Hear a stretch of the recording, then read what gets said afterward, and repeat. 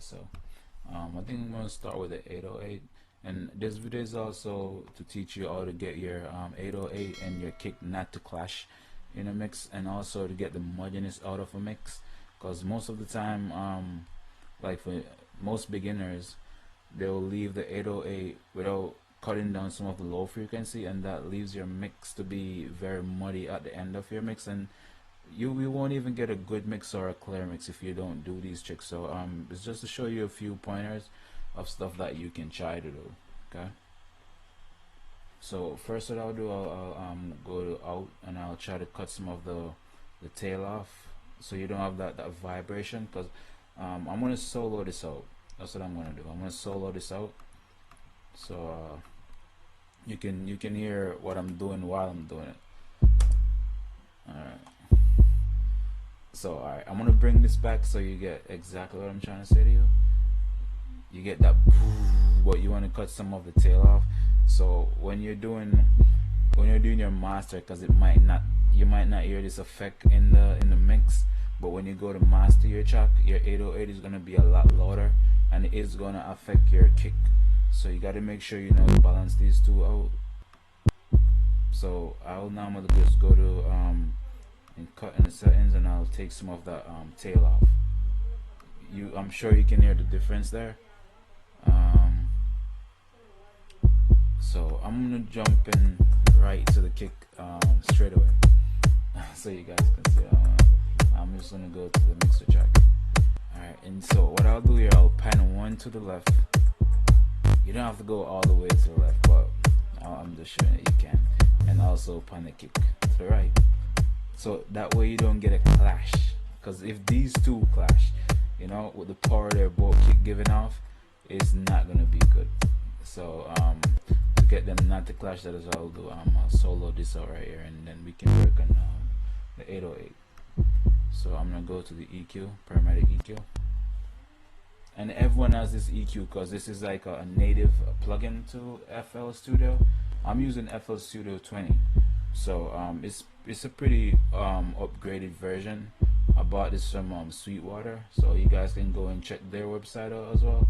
They're pretty good with instruments and softwares, and they're pretty reasonable. And even if you have a problem with something that you bought from them, they're pretty good with customer care. You can always call them and let them know, and they'll get right back to you.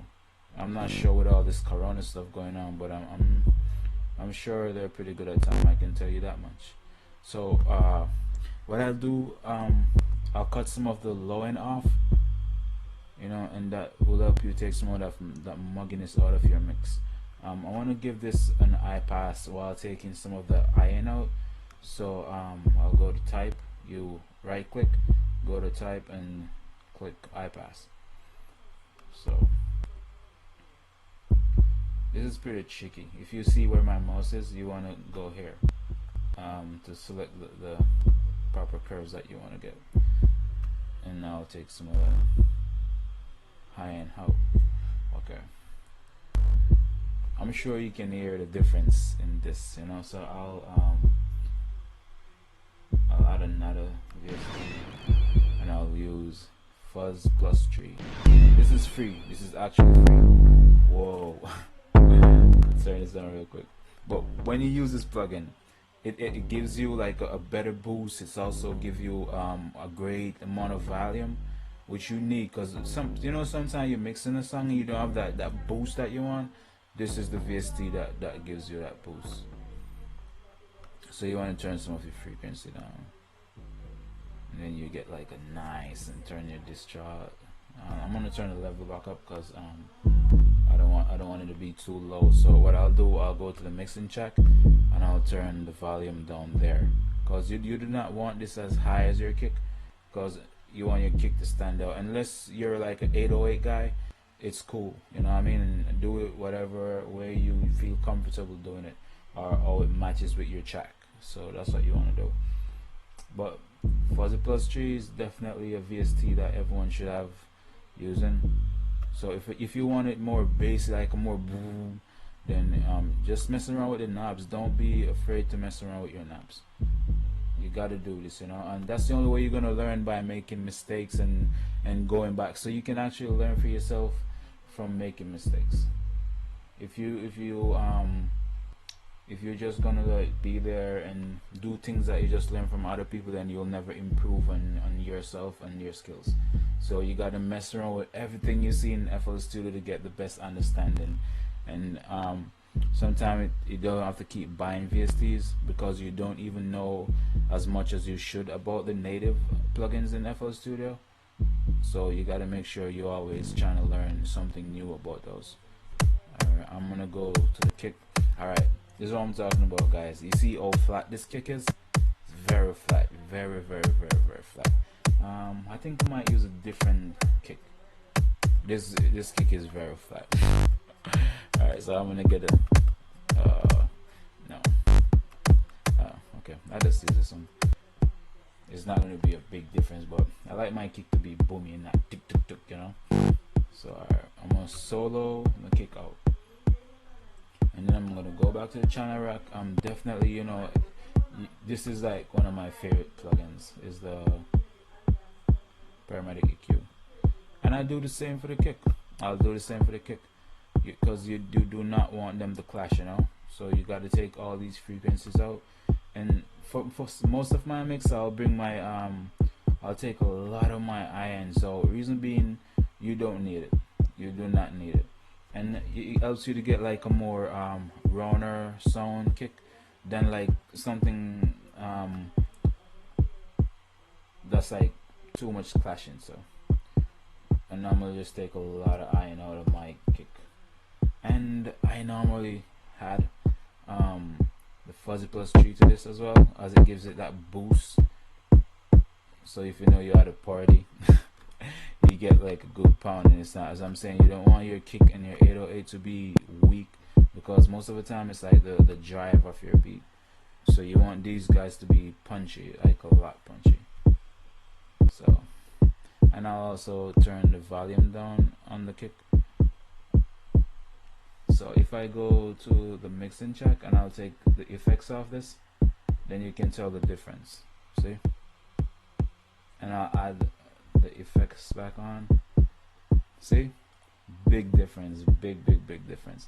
I'm gonna do this with the 808 as well, and you can tell. So this is with the effects on it, and this is without the effects on it.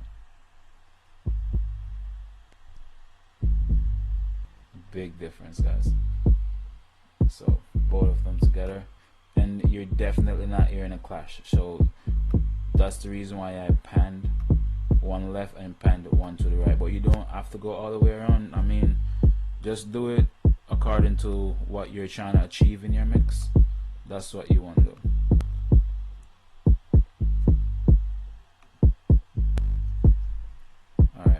So hi-hats, I love hi-hats in the mix, because it gives you that, like, it's your top end, right? It gives you that sweet sound in the top end, and that's the reason why you cut most of the high end out of your 808 in kicks, because you do not need those, but you definitely need all the highs when it comes to your hi-hat. So I'm gonna jump right in there and start mixing this so you can tell the difference. So you go back to your mixing board. I'm gonna normally my hi-hat is like lower than my kick, because it's like way more higher, especially when you go to your mastering. It gives you a lot of trouble, and I can tell you this personally, it gives you a lot of trouble. But to get a nice and full round and a great sound high, you're still gonna need your EQ, Paramedic EQ. And remember, guys, I tell you, just make sure that you try to learn as much as you can about the native plugins in FL Studio, because they're all pretty great. They'll still give you that professional sound, you know.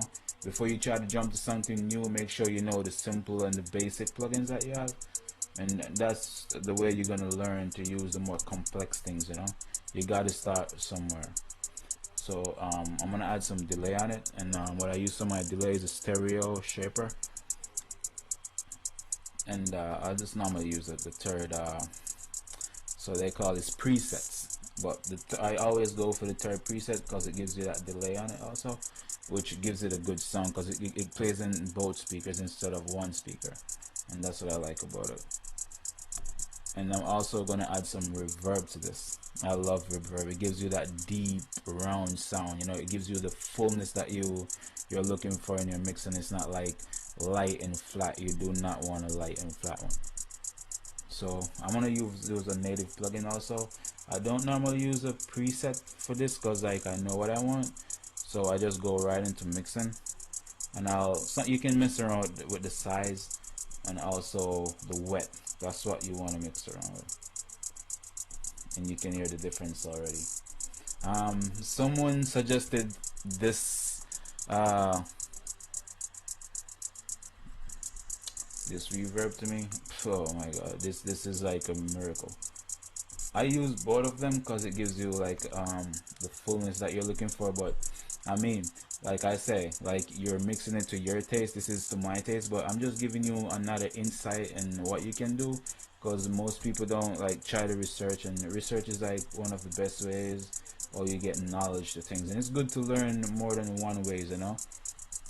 So I'm gonna play all of this together,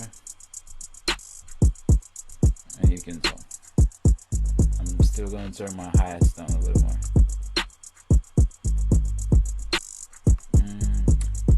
For the expand, I also bought this from Sweetwater, and that's definitely a site you should check out because they have like a lot of cool stuff over there, and most of the time they have sales too. And that was number 5, so I'm gonna turn number 5 down a little bit.